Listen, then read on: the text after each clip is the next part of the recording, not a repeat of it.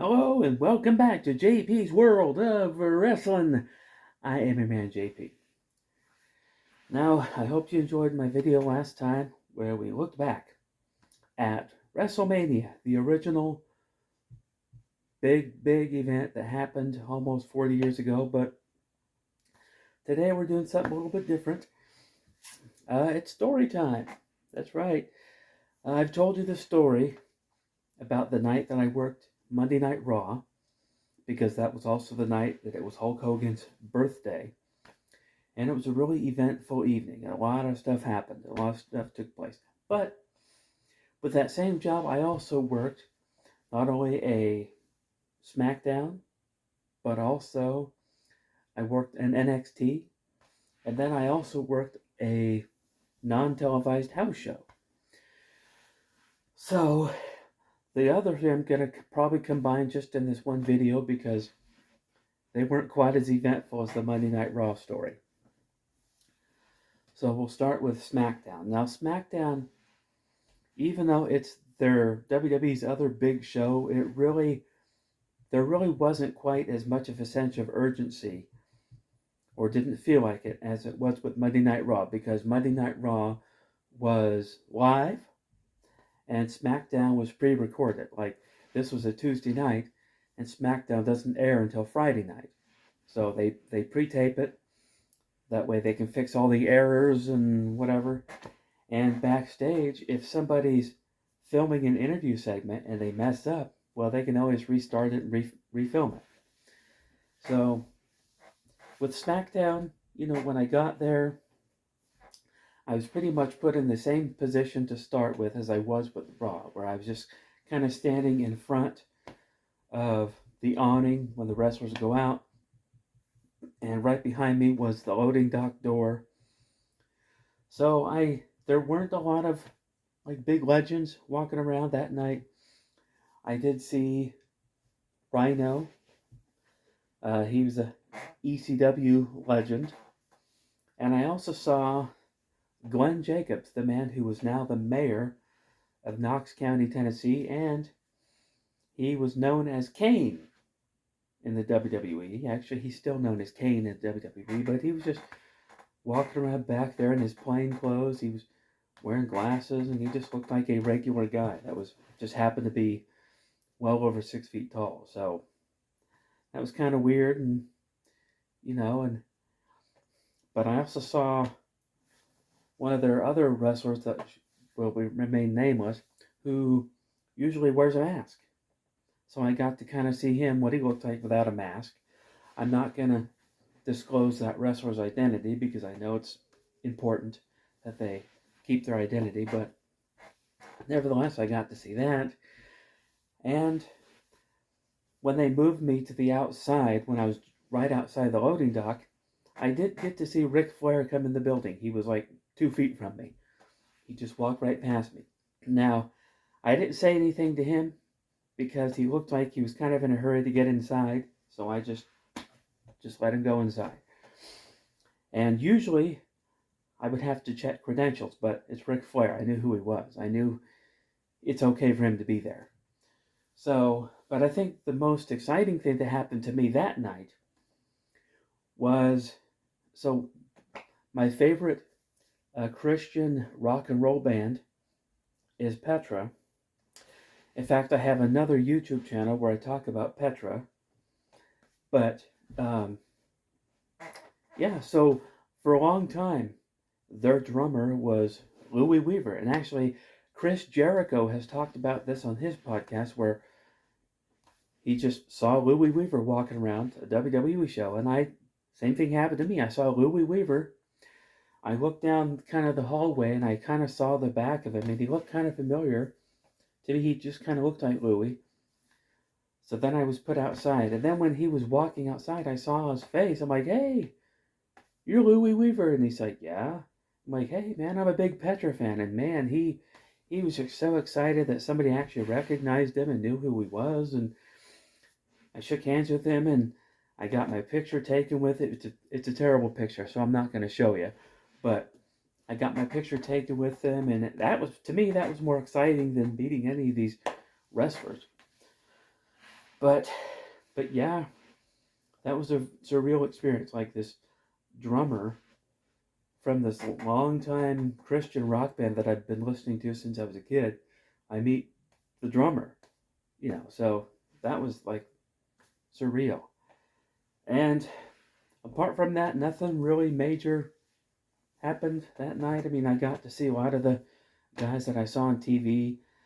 I saw a lot of the female wrestlers walking around. In fact, I think that's probably the reason why Ric Flair was there that night, was just to support his daughter, who was known as Charlotte Flair.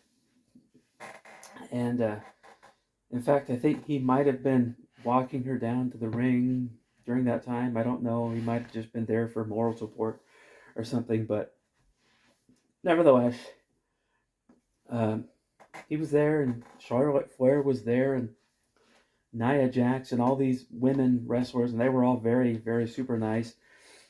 And they were offering, to take pictures with some of the local arena staff.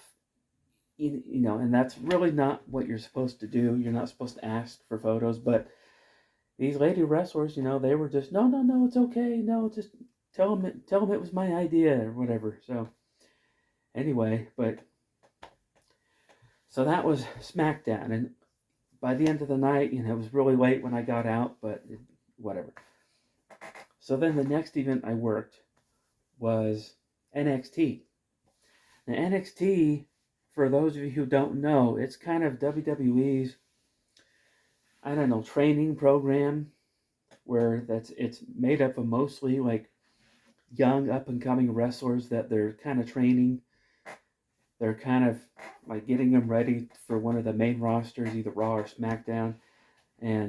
But it's like a really popular brand because it has a really old school independent wrestling feel to it, because they always book like the smaller venue, even in these major, like for instance, this time around when I was working, they booked the small, like what's called the Theater in the Clouds at Moda Center in Portland, where it's basically just Moda Center, the bowl, but like only half the seats are available. And it's only like one side of the arena, so it's like very small. It's like a very small, intimate wrestling show, but it's like, it was very cool. And from where I was standing on the floor, on floor level, way back in the corner at the rear awning. But my whole job was looking out into the arena to make sure nobody was coming to the back. So I had to face the event of what was going on. So I got to stand there and watch the whole thing live. And I kept thinking, man, I can't believe I'm getting paid for this. I'm getting paid to stand here and watch a live wrestling show. And so the guy that was kind of in charge of NXT was William Regal, as he was known in WCW, Lord Steven Regal. But he, some of the wrestlers were kind of back standing with me, watching the event, and they all were real friendly to me. And as I'm standing there watching, I hear a familiar voice going, "Hello, how are you?" I look beside me, and it's William Regal. William Regal standing right beside me. I'm like, "Oh, just fine, Mr. Regal." It's like, yes.